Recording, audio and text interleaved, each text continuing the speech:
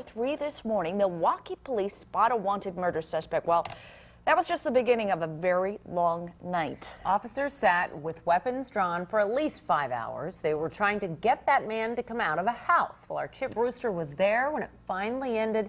He shows us how police convinced an accused murderer to turn himself in.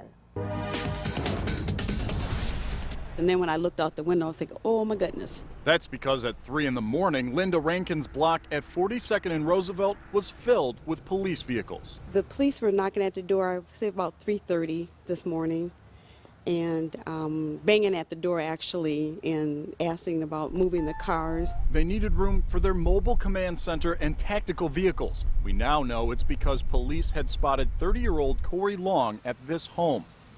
Long is charged with first-degree intentional homicide after police say he killed 37-year-old Eddie Taylor nearly 3 weeks ago. But they didn't tell this to any of the neighbors. And when I asked why, what was going on, and they said something was going to be happening. And I'm thinking, they didn't tell me what, but I was curious and thinking what was going to happen. A simple suspect pickup had turned into a full-out standoff. At one point, TAC team members appeared to launch gas canisters into the duplex. However, police say the standoff never became violent. After approximately 5.5 hours, MPD negotiators convinced Long to give himself up.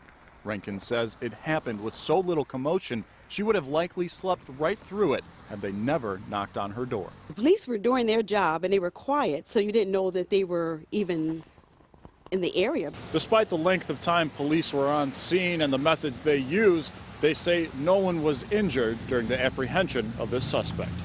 In Milwaukee, Chip Brewster, Fox 6 News. There are two big questions surrounding Packers' young